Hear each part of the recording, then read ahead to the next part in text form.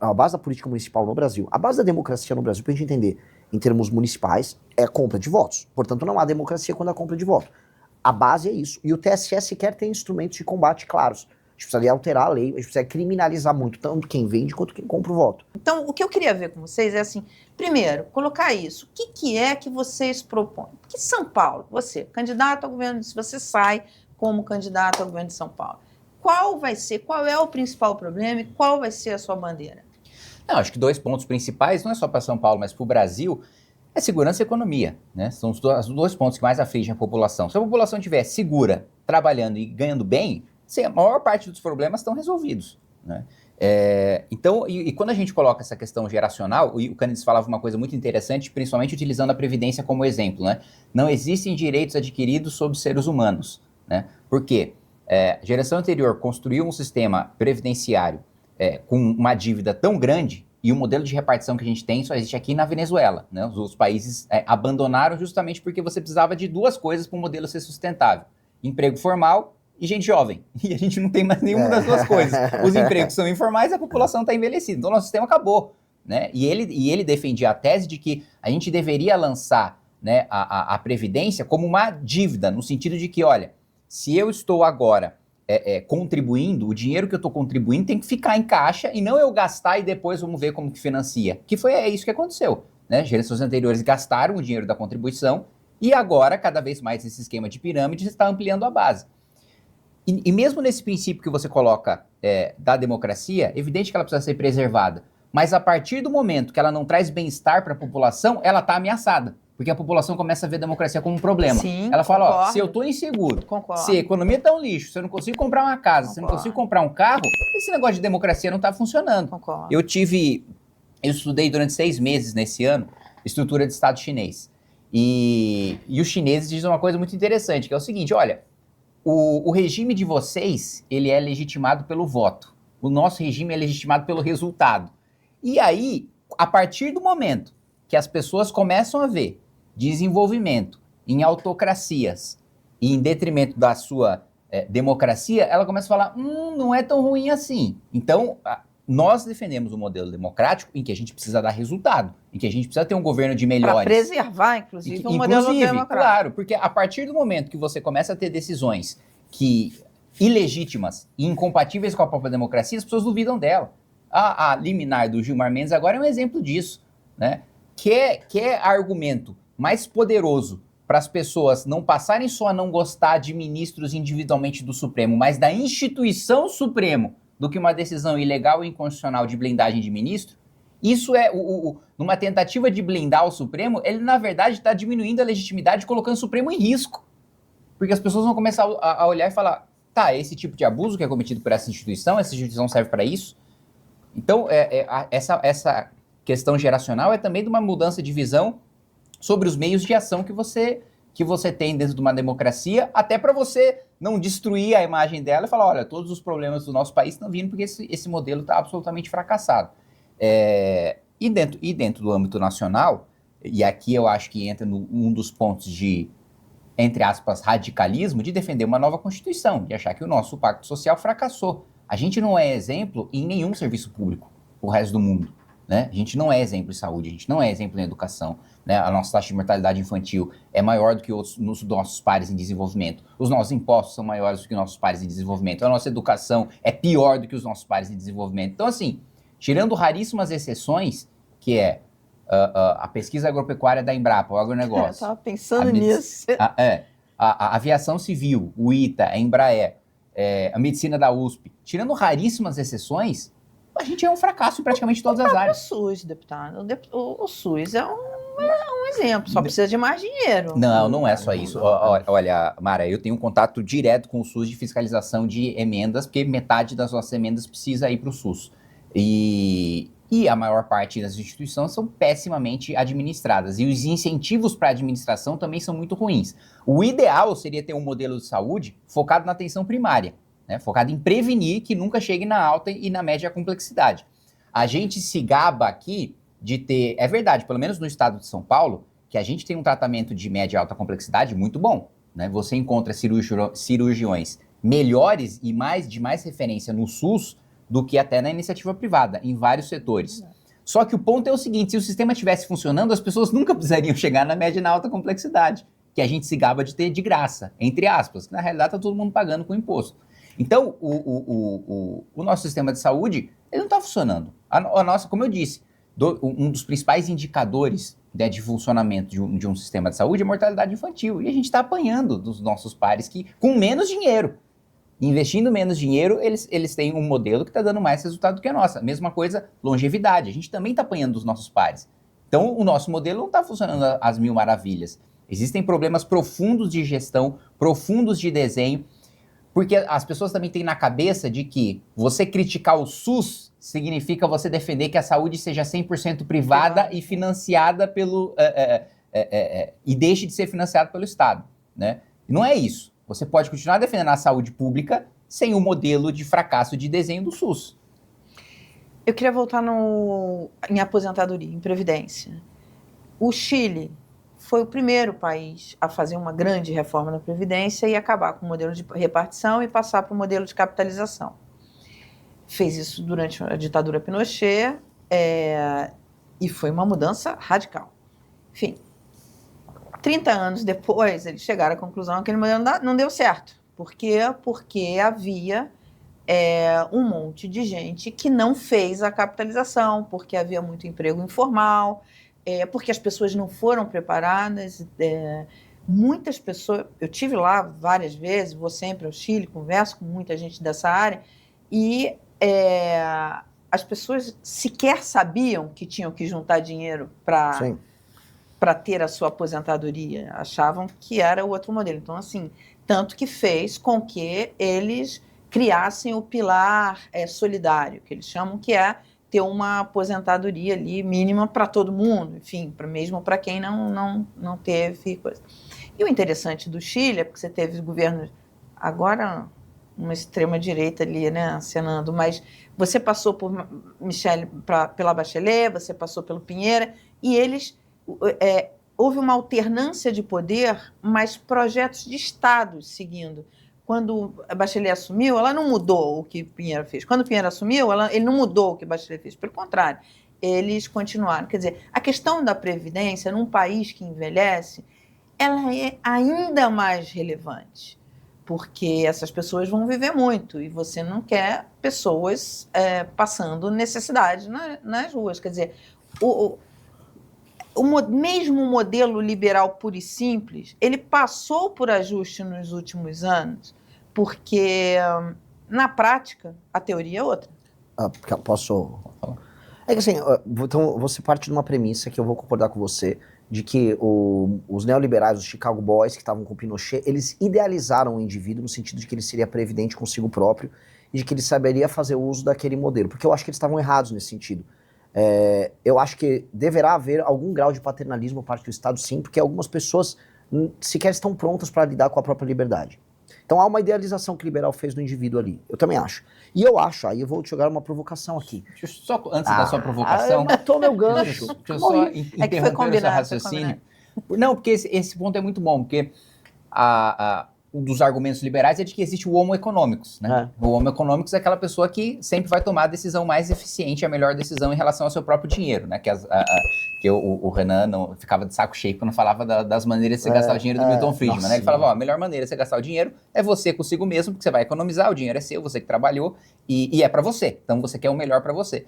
E aí você vê as pessoas pegando dinheiro e jogando no tigrinho, Lógico. que não é o melhor pra elas. Cara, então, esse é um ponto fundamental de erro por parte da política econômica puramente liberal, de achar que as pessoas sempre vão tomar as melhores decisões para si próprias. As pessoas se destroem também. O livro Rápido e Devagar, cara. Tem que ler o livro Rápido e Devagar, porque não existe um econômico, a gente toma decisões baseadas em falácias o tempo todo, em cima de, vamos dizer, lógicas internas estúpidas que a gente tem, que são disparos automáticos, e com o dinheiro isso acontece também. Então, se há uma idealização que o liberal faz, há também, para puxar o gancho do tema anterior, uma idealização que centristas, vamos botar aí, ou geral, ou a perspectiva liberal em termos políticos faz da democracia. Porque a democracia, ela é muito falha e ela é muito cheia de problemas. E primeiro eu coloco assim, se por um lado a gente tem que olhar essas políticas liberais, como as que foram colocadas no Chile, e era perceptível que uma parte daqueles, eles chamam de pueblos, uma parte da população mais simples, não iria saber ser previdente com aquilo, e ela vai precisar de uma ajuda paternalista da parte do Estado, e eu acho que é dado isso tanto lá quanto aqui. Ao mesmo tempo, a gente tem que olhar assim, o sistema democrático nosso está funcionando? Não. A Constituição de 88, o modelo democrático nosso deu certo? Não. O sistema de incentivos para crescimento político baseado no voto deu certo? Não. Por quê? Pela mesma razão pela qual uma pessoa é imprevidente e ela vai precisar que o Estado seja paternalista com ela também não sabe votar. E ela premia péssimos políticos. E uma das coisas para você salvar a democracia, o King falou do modelo chinês, você só vai salvar a democracia num país como o Brasil, que é profundamente desigual, você alterando o sistema de incentivos da democracia. Porque é a democracia puramente baseada em sufrágio e usar o sufrágio como instrumento para premiar os partidos políticos com fundo eleitoral, fundo partidário, para que eles elejam muitos deputados e aí os deputados devolvam a base na forma de emenda e as pessoas não são capazes de avaliar um bom prefeito e esse prefeito é reeleito, mesmo o IDH não tendo naquela cidade, definitivamente isso mostra a base da pirâmide democrática no Brasil, ela está totalmente destruída. E aí, quando eu olho, por exemplo... E qual é a sua proposta? A gente tem que a gente tem que manter a ideia do sufrágio para manter a ideia de que nós vivemos numa república democrática. Se é uma república democrática, a res pública vem antes democrática, ou seja, a coisa pública, o interesse público vem antes. É democrático, mas o interesse público vem antes. E o que é o interesse público? Olha, nós temos que tornar o Brasil um país sério, um país respeitado no mundo, e as pessoas têm que ser tratadas com dignidade. Portanto, o sufrágio puro e simples como determinante do sucesso de um político, ele está errado, porque ele falhou. E um exemplo que eu posso colocar é o seguinte, a existência do Centrão. O Centrão é uma anomalia. Como é que pode um prefeito numa cidade no interior do Maranhão ser reeleito simplesmente porque ele faz shows que ele pega com as emendas dos deputados ligados a ele? Ah, ele fez um show do Safadão, ele levou o Natanzinho para fazer um show lá. A coisa não muda. Os índices de cobertura de esgoto, Saeb, IDEB, continuam os mesmos e a população elege o cara com 70%. Como é que resolve isso? Mudar os indicadores, mudar a lógica de financiamento dos partidos de voto para deputado federal para indicadores de prefeitos. Empoderar o Poder Executivo. Eu acho que a democracia teve uma falha em todo o Ocidente, que é o que está permitindo agora que o Ocidente olhe para o Oriente e fale, o Poder Executivo funciona lá. Porque o Kim mesmo falou, na China é baseado em resultados. Peraí, deixa eu só matar, isso aqui é bem interessante. Nós temos que ter uma lógica interna baseada em resultados. Então, se o Kassab tem um prefeito dele que está no interior lá do Maranhão, e o prefeito dele bate um número determinado de indicadores, de KPIs, o partido dele, o PSD, vai ter uma quantidade de pontos ponderado pelo tamanho da cidade que vai se reverter em fundo partidário eleitoral. E aí o interesse da classe política não é porque hoje é baseado em voto de deputado. A grana que o partido recebe depende do voto no deputado. Então o Kassab, o Ciro Nogueira, qualquer um dos meus colegas agora, dirigentes partidários, é botar um monte de cara popular com grana na mão, comprando voto e elegendo. Porque aí você gira a roda. Tem que mudar. É poder executivo. Nós temos que empoderar o poder executivo. No quê? Em atingir KPIs, indicadores, que não são indicadores que, vamos dizer, são passíveis de discussão ideológica. Ninguém aqui acha que uma criança tem que saber que é ideológico uma criança ir pior no exame do Saeb ou no IDEB. Ninguém aqui acha que ter menos esgoto é de esquerda ou de direita. Então, indicadores óbvios, indicadores civilizacionais. Bater os indicadores desses municípios, o partido ganha mais dinheiro, ponto, altera a lógica dinâmica. Isso é uma lógica... Mas não mexer no sufrágio. Não é no sufrágio. Só que o sufrágio passa a ser determinado por novas categorias. As pessoas, o político ele vai falar assim, eu preciso eleitor passa a avaliar... Não, o eleitor não tem condição de avaliar essas coisas, porque ele já não está avaliando certo. E aqui é minha crítica à democracia. O político obter o voto que muda. A maneira como ele quer. Porque uma anomalia muito grande, que as pessoas não param para pensar de como é bizarro o sistema que a gente vive, a maior parte dos nossos partidos não querem o poder. Já parou para pensar nisso? A maior parte dos partidos políticos do Brasil não querem chegar à presidência da República. Ué, você não faz um partido para ter um projeto e aí você ser presidente, e aí você governar o Brasil e você colocar o Brasil nos rumos que você acha que são os melhores? Não. Como o partido, o tamanho do partido é determinado pelo número de deputados, não interessa se você tem um presidente da República ou não. Não interessa se você tem governador ou se não tem. O que interessa é se você tem deputado. E aí o interesse da maior parte dos partidos é se aliar com quem vai ganhar ou se aliar com quem já ganhou e não nunca chegar ao poder. Por que agora o MDB não vai ter candidato a presidente? Por que o PP não vai ter candidato a presidente? Por que a União não vai ter candidato a presidente? Então, peraí.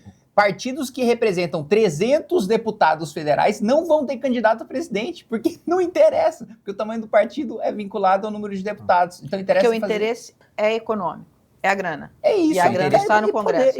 Mas é que o poder se expressa de outra maneira. E o eleitor, e aí a gente tem que falar, e por isso que eu puxei aquilo da Previdência, assim como o aposentado não soube ser previdente no modelo chileno, O eleitor também não está sabendo avaliar que o prefeito dele, que fez o show do Natanzinho, é um imbecil, que faz parte de uma oligarquia local. O eleitor é incapaz de entender isso. E o eleitor toma decisões estúpidas o tempo todo, especialmente nos lugares em que o IDH é mais baixo. Isso está dado. Isso precisa ser alterado para salvar o próprio eleitor de si mesmo e dessas oligarquias. E isso é um dado concreto da realidade. Lá na China, que não é democrática, o cara escala no partido baseado um pouquinho em corrupção. Claro, tem muita corrupção lá. Mas também muito em desempenho e performance. O que a gente está tentando falar é, vamos botar indicadores objetivos e não subjetivos para que a classe política, na hora de botar um candidato ao executivo, ela saiba que se esse cara for bom e performar bem, eu vou ter mais dinheiro para lançar outros candidatos. E aí essa roda maldita que fica girando, ela para de girar no interesse meramente conjuntural de uma oligarquia naquela região, ou do dirigente partidário, e se torna, vamos dizer, um interesse popular. Porque, infelizmente, na democracia brasileira, como ela é muito desigual, você tem uma elite com interesses particulares, com uma base da população que não sabe se defender, do jeito que tá todo mundo perdendo. Eu discordo de você em relação à capacidade do eleitor. Eu acho que o eleitor, ele sabe sim o que é bom. Tanto sabe que Lula saiu do primeiro mandato com uma aprovação altíssima, e do segundo com uma aprovação altíssima, pela inclusão que promoveu. Você pode discordar do formato, de como foi, mas houve uma inclusão forte. Muita gente nas universidades. Eu tenho críticas enormes ao FIES, porque eu acho que foi um dreno ali, não teve indicadores, coisas, mas que houve muita gente. E esse mesmo eleitor, quer dizer, por que Lula não tem hoje o que teve no passado? Porque você teve aí no meio do caminho alguns governos, principalmente o governo Dilma, que trouxe uma recessão muito forte, em que ele teve que entregar tudo aquilo que ele conquistou. Então, o rapaz que estava na universidade, a moça que tinha ido para a universidade, com o FIES, teve que entregar, teve que voltar a trabalhar, não conseguiu mais fazer, enfim, uma série de outras coisas. E isso puniu Lula, puniu o PT. O PT não tem hoje o que tinha no passado. Mas continua e eu com acho metade. que é por conta... Eu acho que, assim, você ter políticos que promovam o bem-estar e que consigam alcançar, ele vai ser reconhecido pelo eleitor. Um eleitor não vai abrir mão de um político que... Um prefeito, um governador, a gente discorda de muita coisa, um prefeito e um governador que lhe traga bem-estar, gente. Como é que vai? Primeiro ponto, Mara, olha só. O argumento que você trouxe para dizer que o eleitor sabe votar é de que o Lula saiu popular dos 2 primeiros mandatos pela porque inclusão. O governo dele incluiu. E aí eu vou discordar desse primeiro ponto. O governo Lula não incluiu.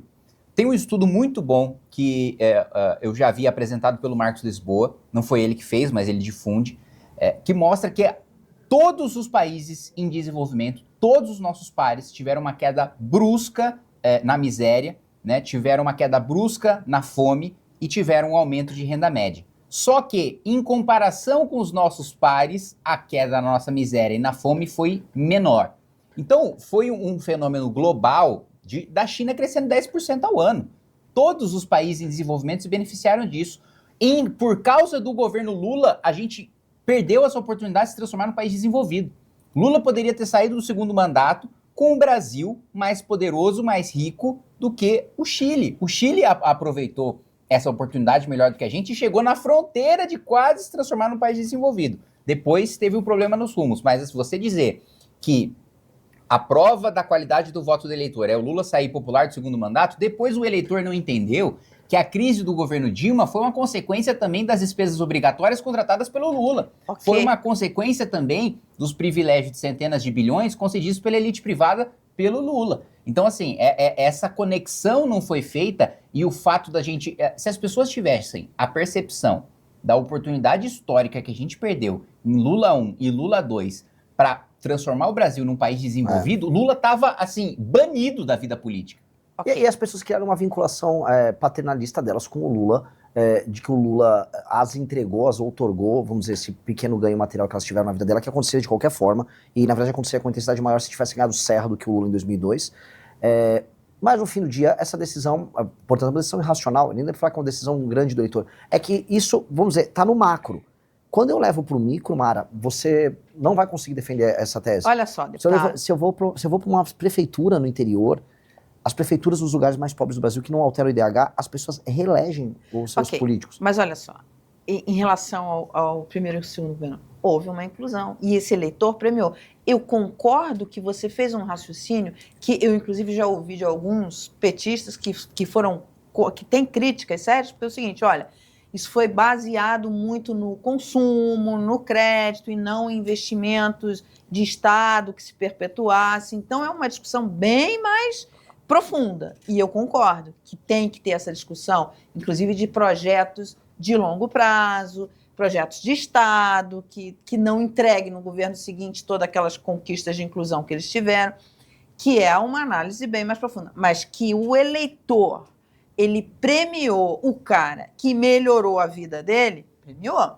E depois o eleitor puniu o mesmo cara que tirou aquele... Uma boa parte. Puniu? Lula não tem hoje o que tinha no passado. Não, mas o Lula nunca ganhou no primeiro turno. Tudo E a bem, mas ele Dilma- não tinha Mara, a a coisa Dilma que tinha no foi passado. reeleita em 2014, com essa crise acontecendo, com Lava Jato acontecendo, com empresas fechando. E depois, quando o Haddad vai para a eleição seguinte com o PT preso, o Bolsonaro não ganha no primeiro turno. O Haddad pega o legado do Lula e faz mais de 40%, e se tivesse mais 2 semanas de campanha, o Haddad buscava o Bolsonaro. Isso palavras do próprio Bolsonaro. Se eu puxar, vamos dizer, essa série histórica, a gente vai perceber que, na verdade, o Lula firmou um voto identitário com boa parte do eleitor dele, um voto identitário baseado na figura messiânica que ele criou, por ter...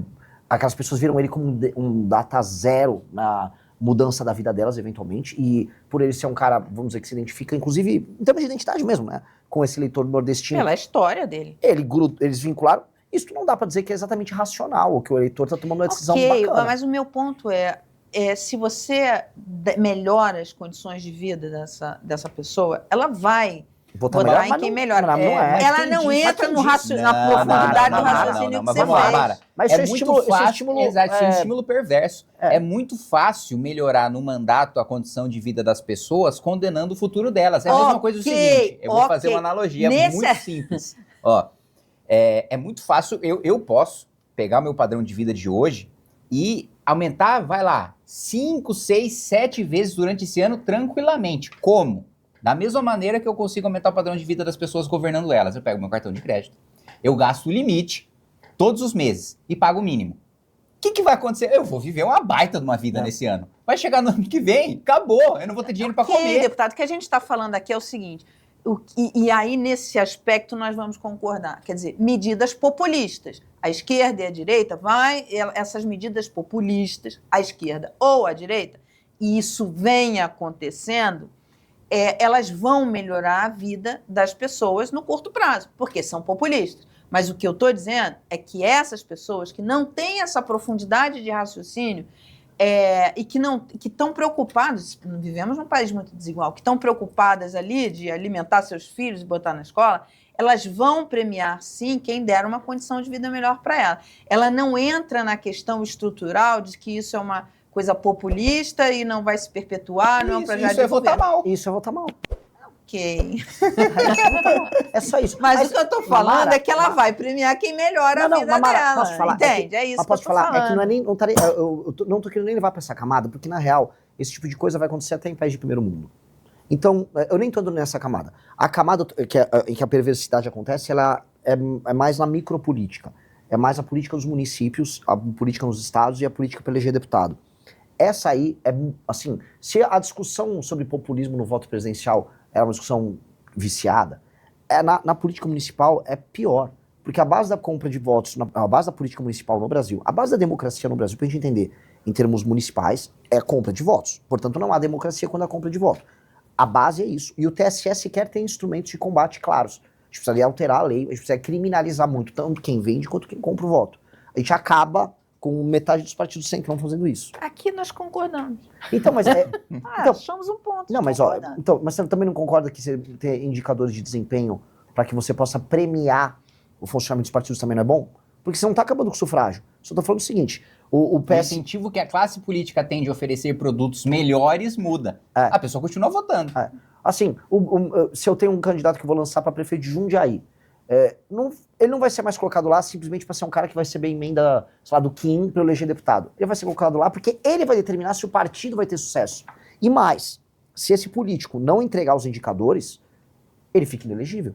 Porque qual o sentido de eu oferecer à comunidade uma pessoa que não melhora de fato a vida das pessoas estando lá no mandato? E aí a gente altera, porque, Mário, uma coisa que é verdade, os grandes presidentes nas democracias que resolveram problemas das democracias foram caras que em algum momento souberam fazer um uso inteligente do poder executivo. Um exemplo é o Roosevelt. Roosevelt é um cara que soube usar o executivo para resolver um problema econômico e político colossal. Nesse sentido, nós temos que saber empoderar de maneira democrática o poder executivo. Porque o executivo tem que ter meios de ação. Por que as democracias ocidentais estão sob questionamento e elas estão perdendo em grande medida para o modelo asiático? Porque o modelo asiático, o poder executivo tem força e tem execução. E no Ocidente, não. No Ocidente, está muito mitigado os meios de ação e o poder de execução. Não só no Brasil. No Brasil, acho que é um caso mais grave de todos. Eu fui ver as reformas que o Milei está fazendo, eles ainda têm um poder ali de ação. Aqui nem existe mais orçamento discricionário, tudo está constitucionalizado. Aqui o poder executivo não manda. E um prefeito, veja só, na lógica nossa, um prefeito, ele é um mero instrumento para ajudar a eleger um deputado. Olha que loucura, o cara que mais transforma a vida das pessoas, que seria o prefeito, ele é um instrumento, ele é um títere num jogo político para eleger esses caras. Então, quando eu olho, a gente fala, viva a democracia. Sim, mas a nossa democracia precisa ser entendida num contexto brasileiro. O modelo brasileiro, baseado em oligarquias locais, em uma população que se acostumou com compra de voto, populismo puro e simples, ele não está fazendo bem pra gente. A democracia brasileira está fazendo mal. Então a gente tem que ter uma democracia adaptada à lógica brasileira para curar a gente dos nossos próprios vícios. Curtiu esse vídeo? Então deixa o like e comenta aqui embaixo o que você achou. Quero muito saber sua opinião.